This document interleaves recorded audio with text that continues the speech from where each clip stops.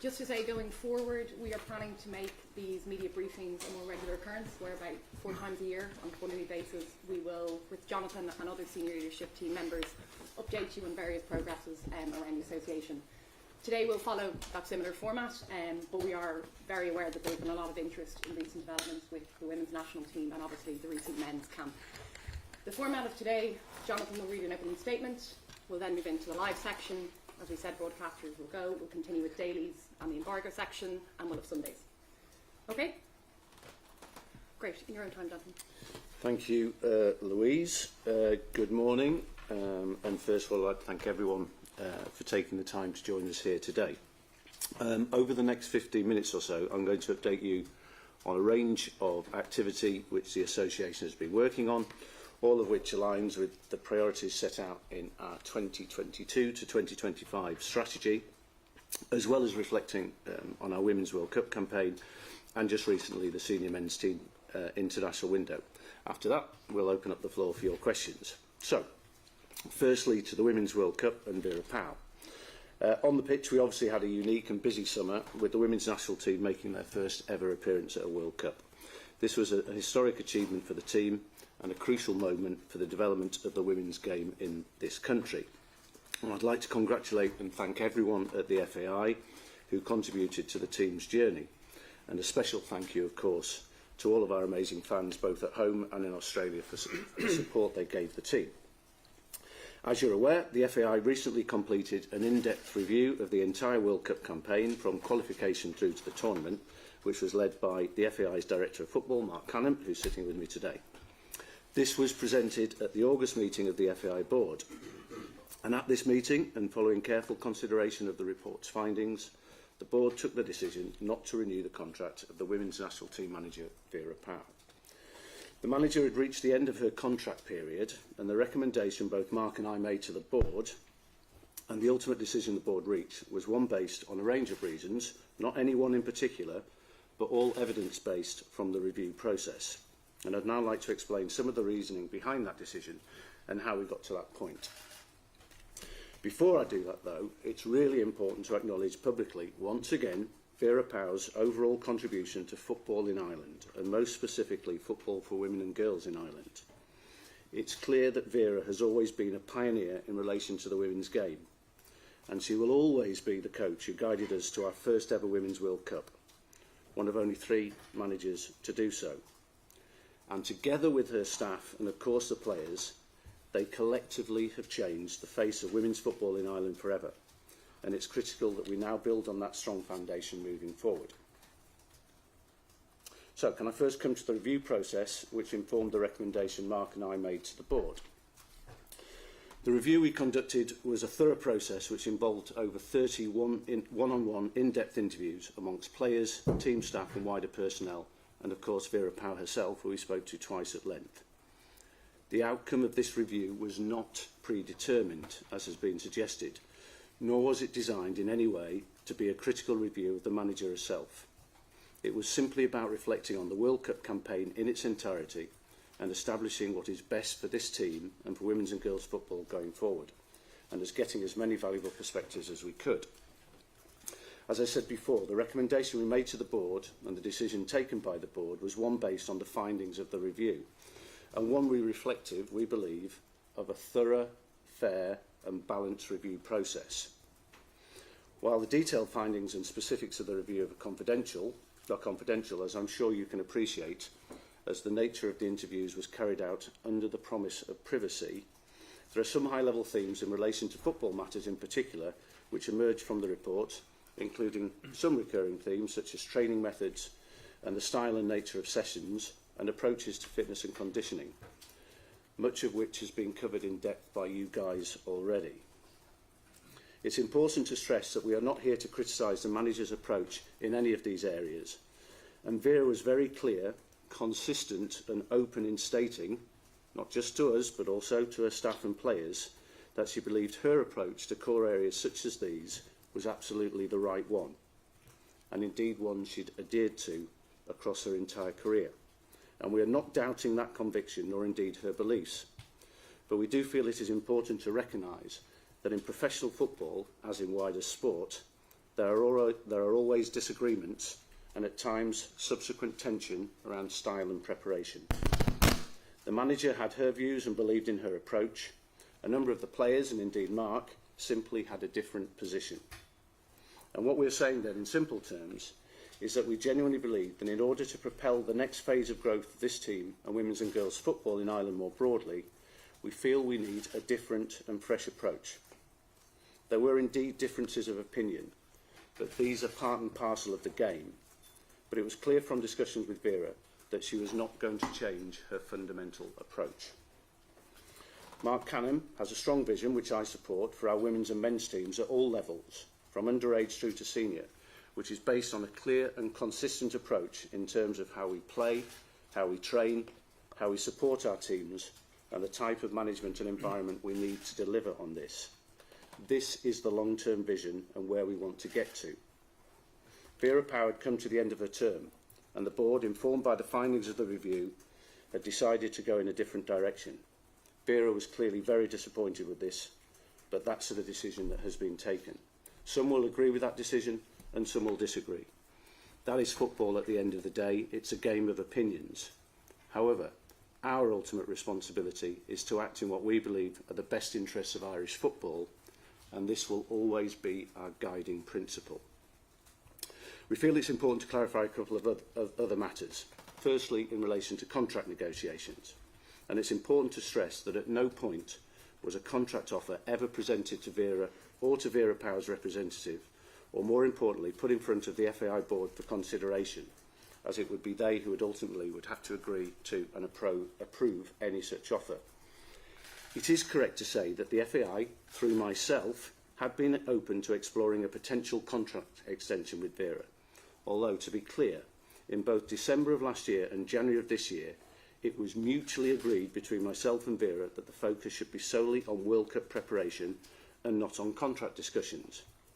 And indeed, I do think it's important to point out, as Vera has publicly agreed with and indeed 100% contributed to, that overall the organisational preparation for the tournament was second to none and extremely detailed. In March, however, Vera indicated that she was happy to start discussions on a new contract if the FAI was, following which initial informal conversations were had with Vera and thereafter with her representative, Kieran Medler.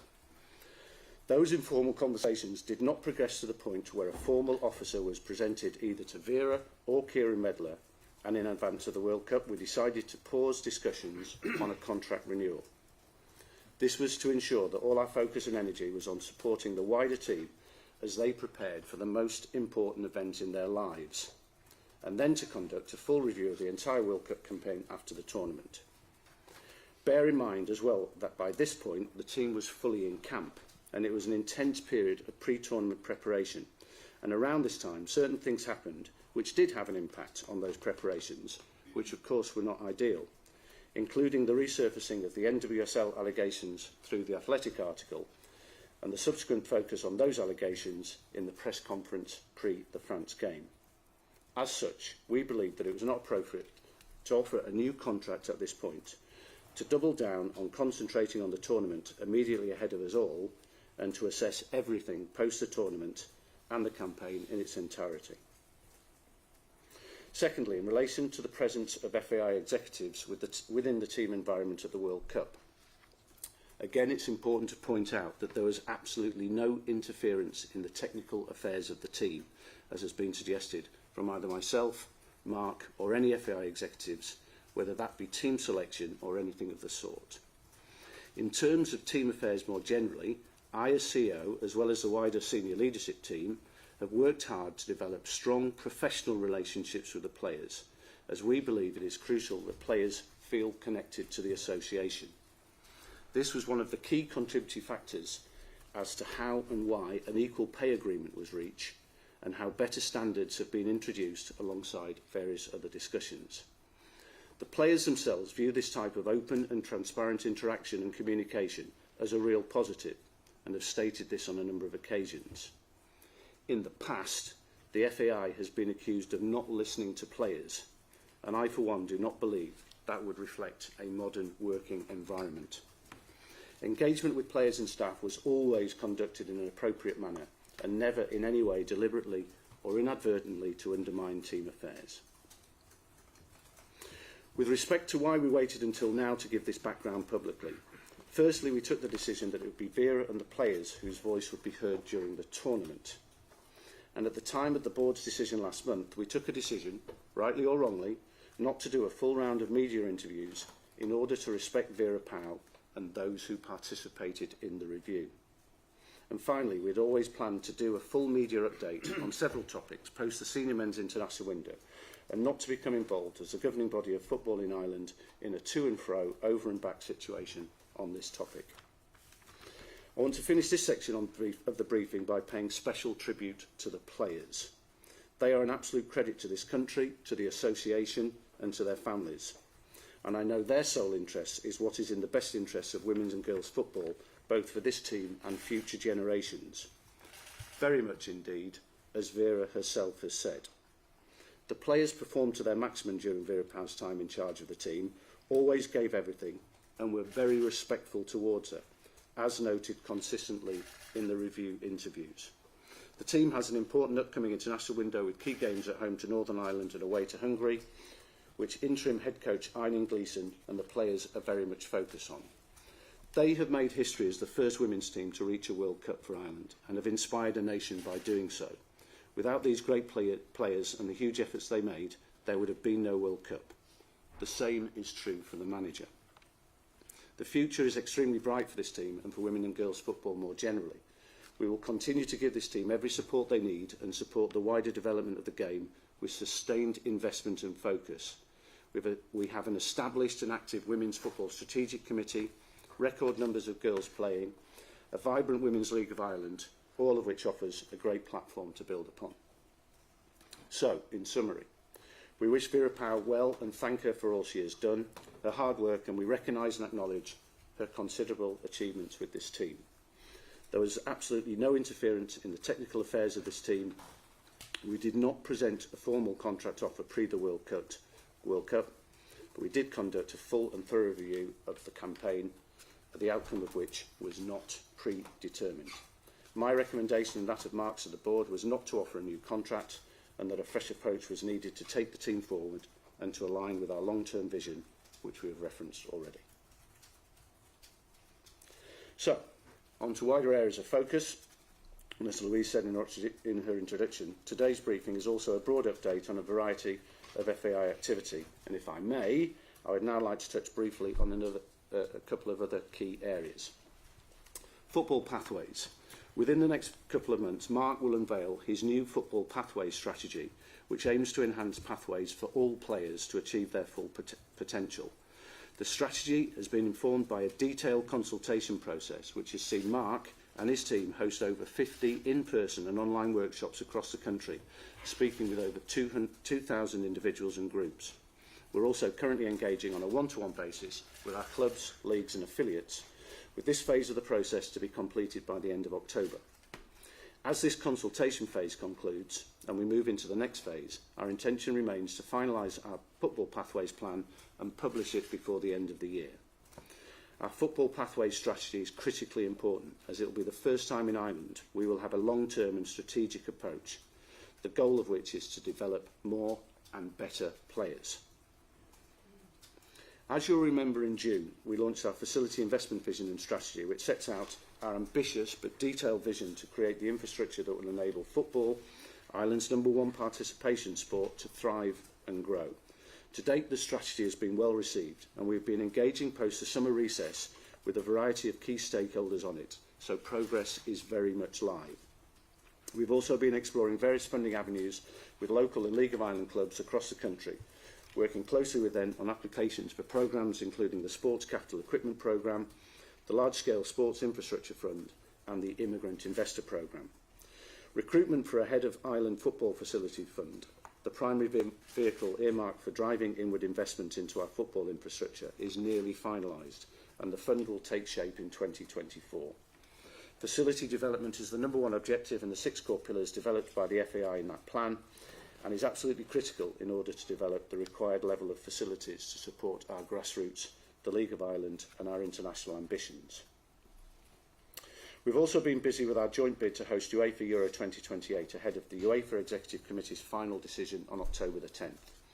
We're excited about the very strong bid we've put together with our partners in England, Scotland, Wales and Northern Ireland, and are confident about what it offers UEFA and the wider football community. Cooperation from our local partners, including government, Dublin City Council, the Aviva Stadium and others, have been exemplary. And it's been calculated that the Irish economy will benefit by approximately 240 million from the tournament if we were to win it. And we know that interest in football will grow even more on foot of hosting the world's third largest sporting events on these shores. This will further support our plans to grow the game and will act as a catalyst as we seek to finance infrastructure across all levels of Irish football, from grassroots to League of Ireland to international. All the while, the FAI is in a much stronger financial position now than where it was just 2 years ago. As I mentioned at our June briefing, we have reduced our debt from 63.5 million to less than 43 million now, which has been driven by the planned and systematic approach we have adopted to reduce and restructure our inherited debt. The FAI is also on track to exceed its revenue targets for the year, with our 3 key revenue pillars all performing well, and we expect to post revenues in excess of €55 million for 2023 against the strategic target of 50 million. We've come a long way over the last 2 years to put the FAI on a more stable and sustainable footing. Ticketing and sponsorship has shown exceptional year-on-year growth in particular, and we've seen record season ticket sales for the men's national team this year, with 24,500 tickets sold and strong attendances with sell-out games against France and Netherlands. We've also launched our first ever women's national team season ticket this year, with our women's team selling out Tallaght Stadium for their game against France ahead of the World Cup, and over 30,000 expected to attend the first women's national team game at the Aviva Stadium. FAI revenues from sponsorship agreements have also been strong, with deals renewed with Nissan, Cadbury, Stat Sports, Intersport Elveris, Weetabix and SSE Airtricity. We have also secured new sponsorship opportunities and signed deals with partners including Castor, Circle K, Britvic, Sports Direct, DMG Media and Avenir Sports.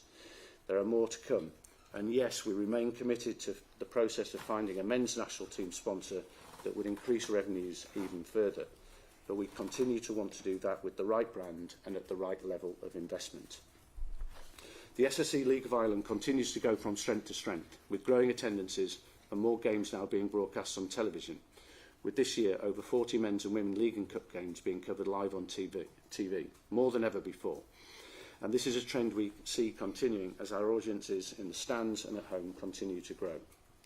While facilities, as noted before, continue to be a perennial challenge for our League of Ireland clubs, this is something we're focused on addressing through that facility strategy.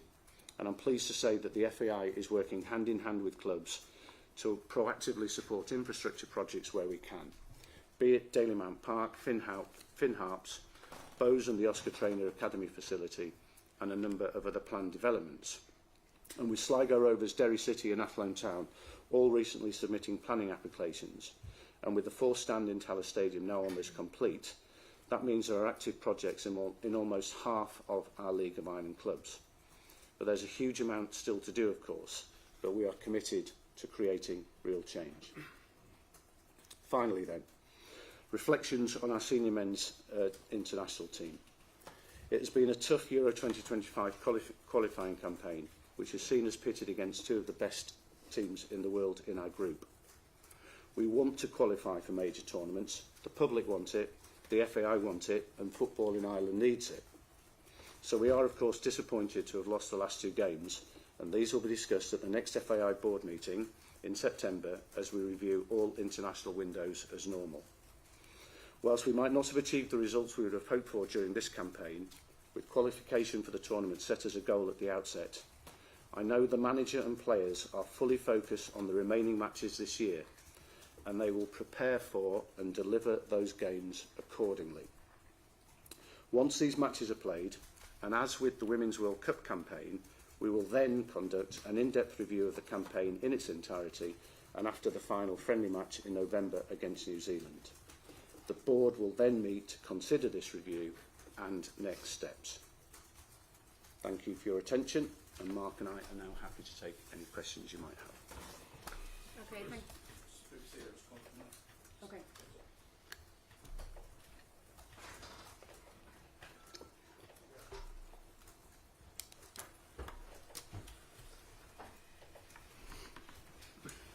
Okay, thanks Jonathan. We'll now start the live section. It's a really, really busy room today, so we'll keep it to max 2 questions per person and just make sure all phones are on airplane mode. Okay, first question. Jonathan, are you confirming then that Stephen Kenny and his management team will be in charge for the final 3 qualifying games of the tournament? Indeed, I am, and the final friendly game against New Zealand in November as well. Okay. With regard to the situation on Vera Pauw's contract, you say that she was aware of the fact that you weren't going to offer a new contract, even though she claims that you sent a text to tell her that an offer would be coming on the 9th of June? Yeah, I told Vera that we were, and she knew this, we were discussing, we were hoping to send an initial offer in relation to a contract renewal, and then on June the 12th we became aware of the issues in relation to the athletic, and as I said in my introduction, there are a number of things happening in that period, which was a really intense period. I did sit down with Vera and talk those through, and we talked around the issues in relation to the athletic and where we'd got to on that. And I told her, as I said before, that we felt that in the best interests of both her and the team and everyone preparing for the World Cup, that we'd park those conversations until after the World Cup. But didn't she say to you at that point that if you were no longer prepared to offer her a contract, that she was okay with that and that you could continue with the World Cup preparation and call it a day?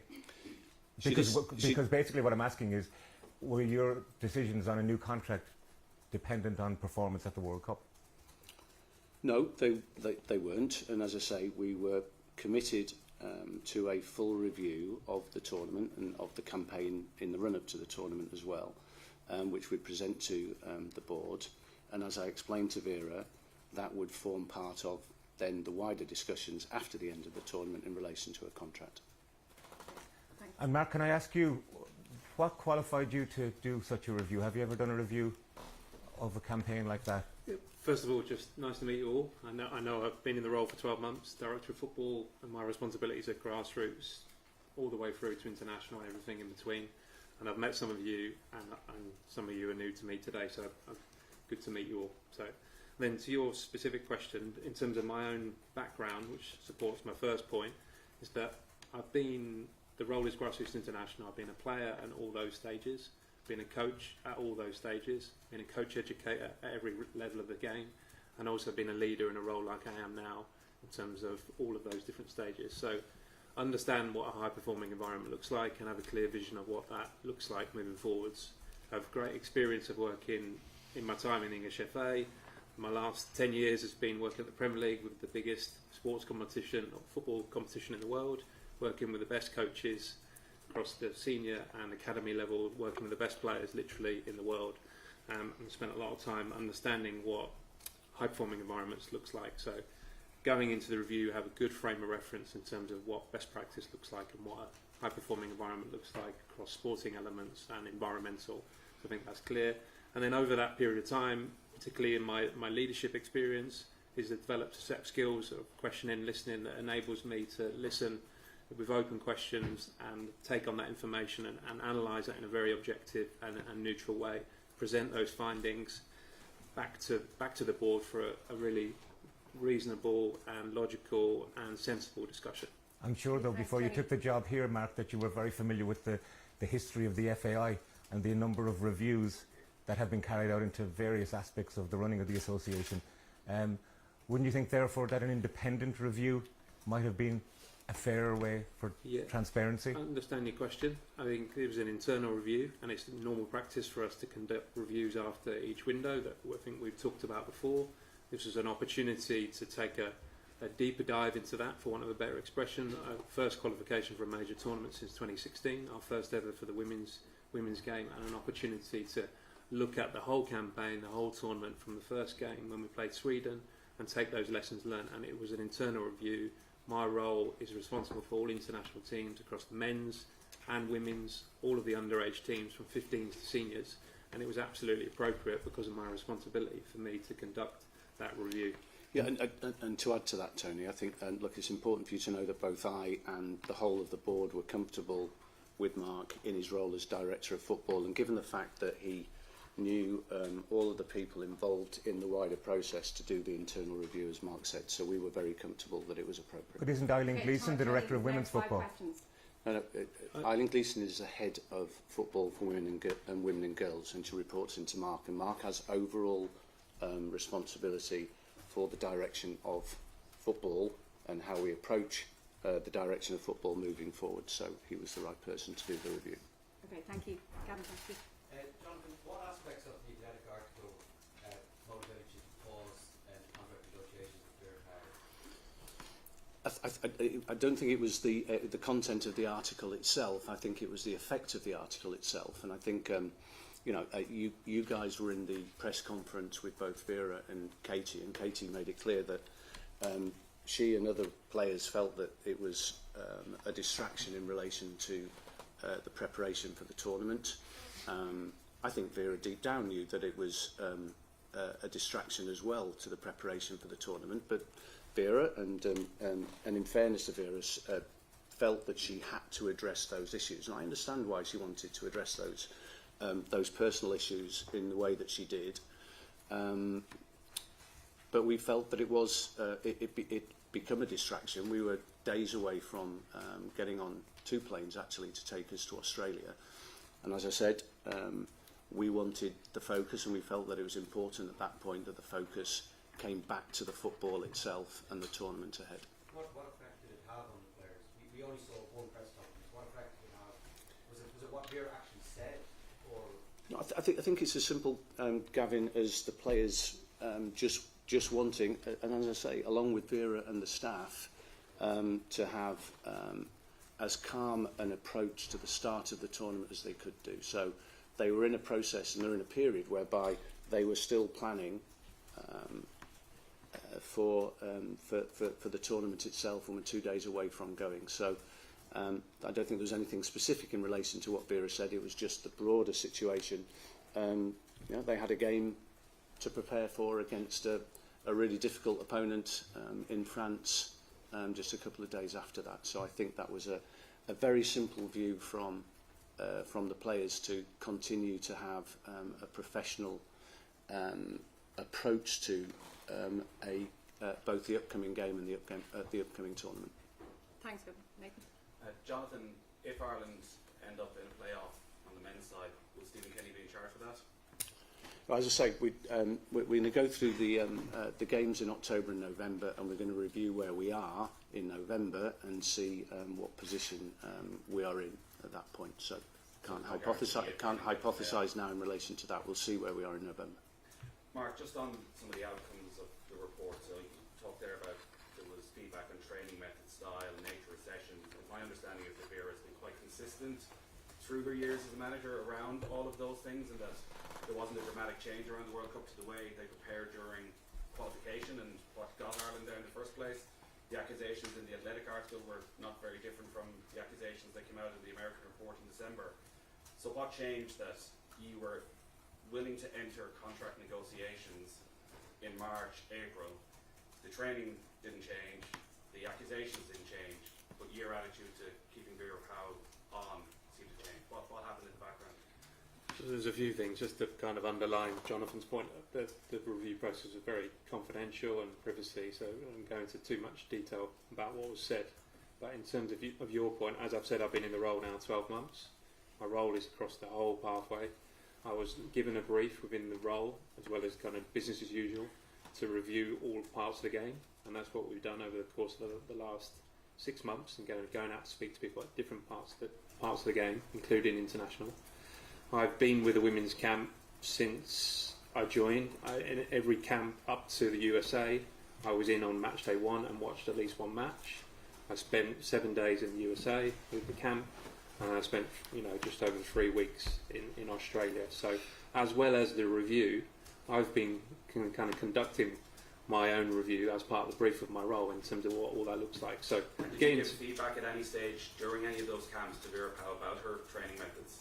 come back to your first question and come back to you. Obviously, I have a view on what that looks like in terms of my own observations.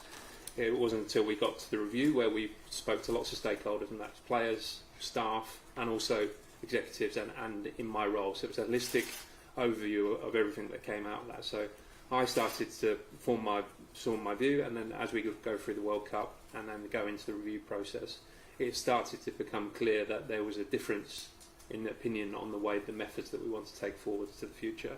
To be fair to Vera, she's always been absolutely consistent and clear on the methods that she chooses to do around sports science, conditioning, training and coaching. And I fully understand, having been in elite sport and elite football for a long time, over 20 years, what those methods are, why they're used, and what they try to achieve. And broadly, the methods that Vera will use, we're talking about looking after the players, making sure they prevented injury, fit and ready for the games, and they were sharp and explosive and ready to go. It was clear in my own view and through the review there are different methods to achieve the same outcomes. And then through the review process, through several conversations with Vera at the start of the process, she was the first person we spoke to, and then throughout the feedback that we got from different people, and then our session again at the end where we went through feedback from the review with Vera, it was clear that the methods that she has learned a lot about, has become an expert in, weren't aligned with where I believe that we need to take forward across all of our international teams. Would that suggest then that the next female and male national team manager, that their methods would need to align with your vision and your methods? Yeah, I think in short answer, yes, and not just me, kind of the association in terms of what that looks like, but I've been brought into the role to create a vision for the mid to long term of Irish football. Clearly the focus of any head coach is to look at the next game, to look at the next campaign, and support the wider, bigger picture of Irish football. Absolutely clear on that. My job in my role is to always be thinking 10 years ahead and focus on that and look at the long term. So this decision that we've made, which is unusual in football for a coach to not get a renewal of a contract, is based on a medium to long term vision as well, and not just about things that came out of the review in this. It's part of the last years of work, of observation, speaking to people, and having a clear view on how we want to create consistency and alignment across all our international teams. Thanks, Just one Nathan. last one, sorry. Nathan. I know you're going to say you don't want to deal in picks, but if you had recommended that Vera was offered a new contract, would players have refused to play? Would players have retired from international football? Would it have caused an issue with players if she had stayed on? I think it would just be speculating if I tried to answer that. Okay, thanks very much. Jonathan, how are you? You said there was 41 interviews carried out for the review in Vera Pauw. Around Would it be 30. something similar for the review of the men's qualifying campaign? You said Orden needs to qualify for tournaments, or is it going to just purely be based on the results? What's going to be the Stephen's view? No, and I've spoken to Stephen about this and he's fully aware of it. We will have a very similar review of the whole of the campaign, both with Stephen, with the staff and with the players as well. And is that, in terms of the actual results, surely then, in terms of, you said it yourself, Gordon needs to be qualifying, it needs that in this instance because it was what Gordon was aiming for to start the campaign. Would that not be the number one determinant factor in your own thinking and Mark's thinking as well? I think everyone accepts, including Stephen, that results are absolutely a major part of that review process. But I think it's important that Mark and myself also have the opportunity to ask some of the questions and talk about some of the wider areas, not just results, as part of that review. But yeah, of course. Thank you. Ed. And Mark on that as well, just you mentioned there about values and aligning with that, just what Stephen and how he does things, does that align with your values? I will answer your question. The first point to mention is that, of course, we want success for our national teams and we want results. We want to qualify. All the things that Jonathan said, and just repeat it back to you. If you do look at world football though over many years and look at really higher ranking teams or teams of similar size populations, etc., there is a direct correlation with the talent development and education system in terms of achieving that success. And this long-term vision and part of the decision around Vera and be part of the review moving forwards would be about the pipeline of talent that we're developing within our systems across grassroots, academies and international football. And it's very clear the quality and volume of depth of high-performing countries as a direct correlation to quality of the talent development system. We still want success here and now, but we also have to look into that. Just look at Belgium and Croatia, who are two countries that often get compared against us, similar sized population. Belgium had a clear vision 20, 25 years ago, and they've been the #1 ranked team in the world for many years. And that's because of a development system, not by chance. And you need the coach to come in and work with the players and try to develop and achieve that success.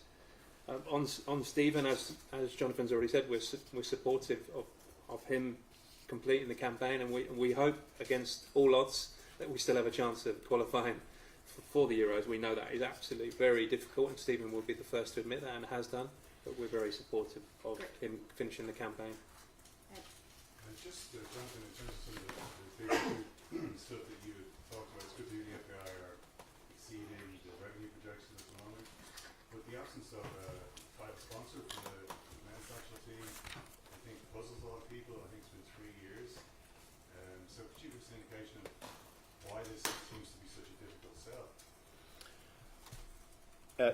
Thanks for the question, Ken. I mean, look, we have talked about this before, and at various stages I've given a view on some of the challenges that we've had, and I don't think really we need to go back over, in the early part of the search, the effects of... In the context I'll answer the question, but it's in the context of Brexit and pandemic and empty... empty stadium when we were originally looking was not helpful in relation to that search. We now do have full stadia, and that's one thing I would say on foot of as well, and on the back of the fact that I think overall the association is genuinely making really positive strides, and I'd like to thank all of the staff within the association what they've done over the last 2 years. We do have those full stadia. I think those people who went to the games both against France and Holland felt that it was a really unique atmosphere.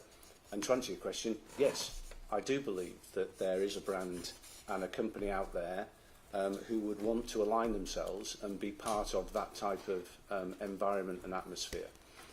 But the simple fact is, Ken, that we have to find that brand.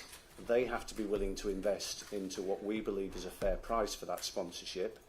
And they also have to be prepared to invest quite heavily over and above that amount that they invest into us as a sponsorship fee.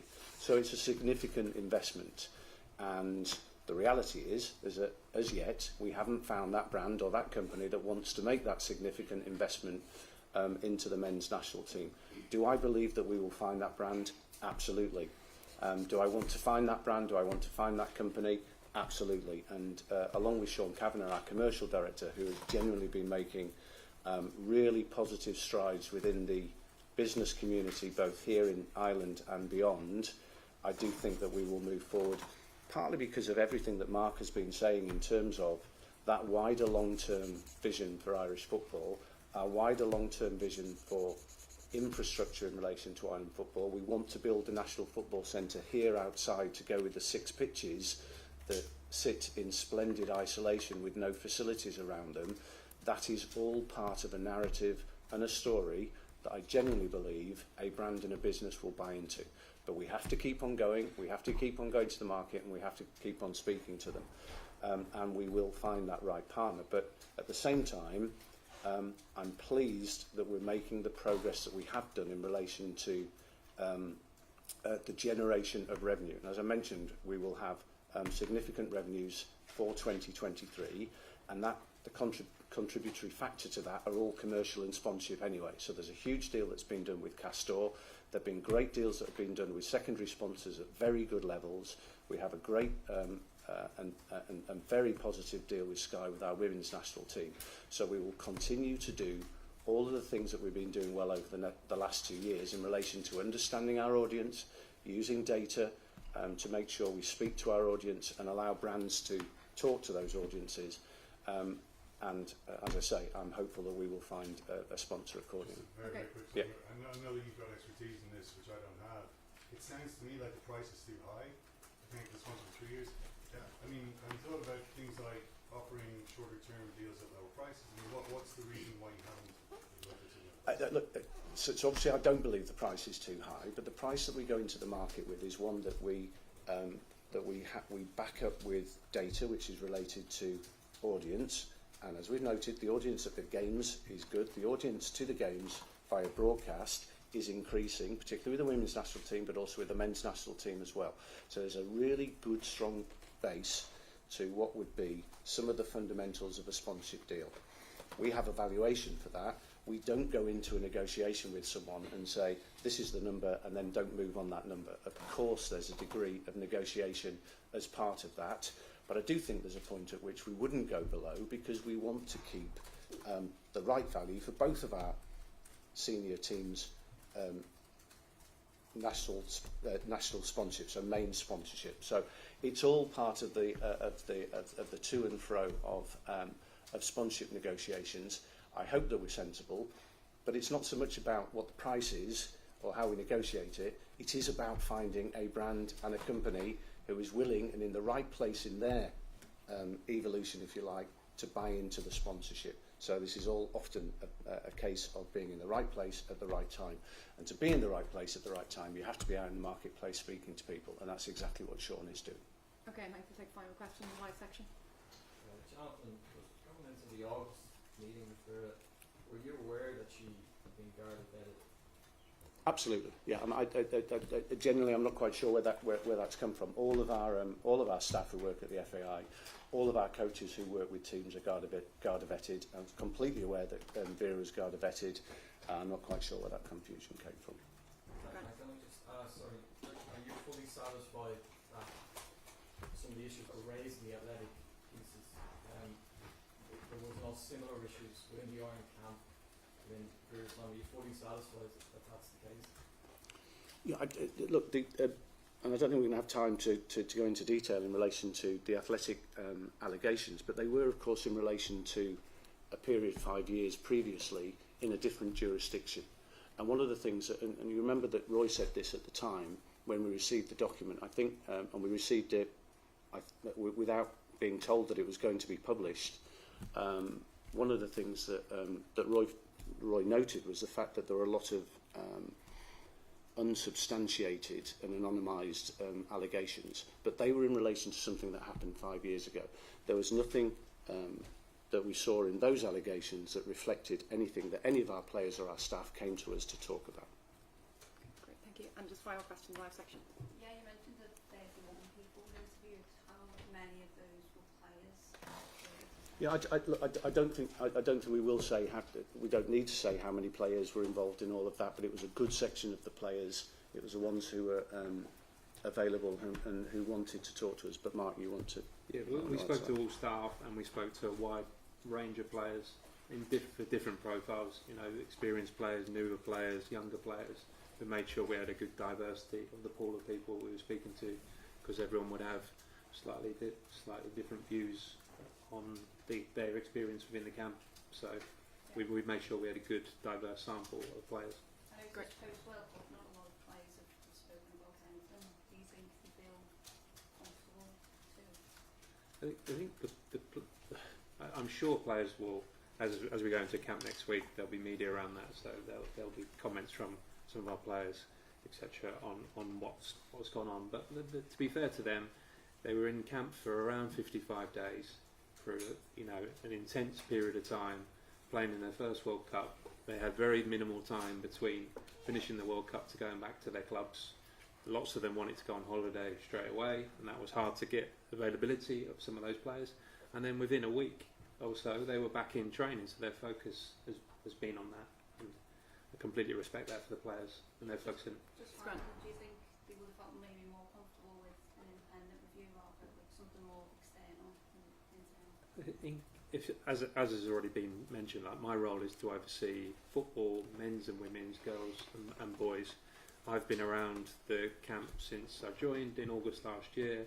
Had positive relations with all of the staff and all the players, and we've had positive feedback from players and staff about our presence around the camp, and it was positive. As I said, it was an internal review.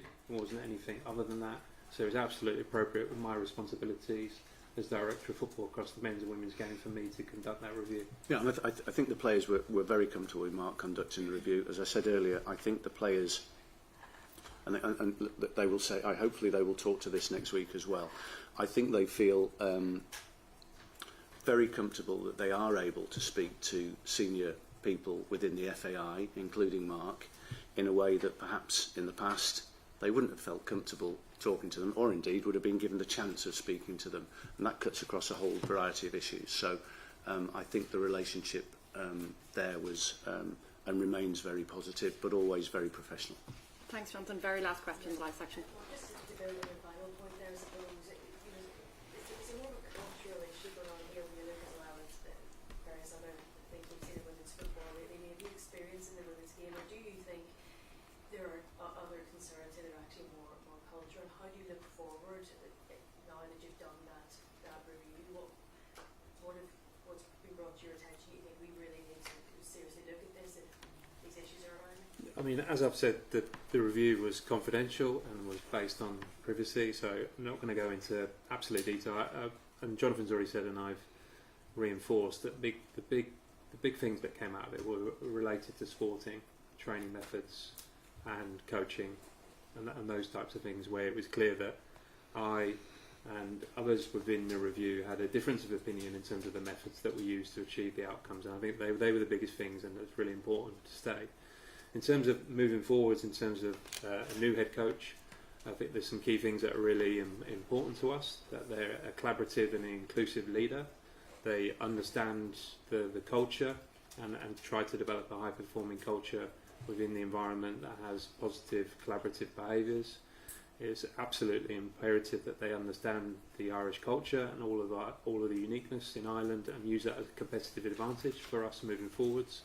There needs to be a modern practitioner, both in terms of the performance areas, sports science, strength and conditioning, psychology, nutrition, but also from a coaching perspective, to be able to be tactically, technically adapt and be able to set teams up to play different opposition, which of course you would expect. So all of those things are important, and it has been important to us in the past and really important to us in the future. Great. Done last year to speak to Vera just for a half-hour long documentary for BBC, and at that point she certainly felt she great support here. In fact, I think she said the FA was like a family to her. What do you think changed? Well, look, I think we did have and I had a strong personal relationship with Vera. Look, Vera is she says this herself. She is a very direct Dutch style of person, and that's and that's her way. But she's a very open and transparent person. I think everyone understands and respects that.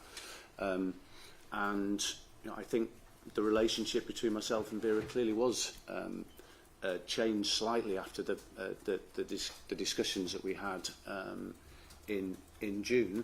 But as I say, that's part of the to and fro of professional sporting life. I'd like to think, and there was definitely no issue in relation to how we behaved with each other, or how Vera behaved, or Mark behaved with Vera in terms of that personal interaction when we were in Australia either.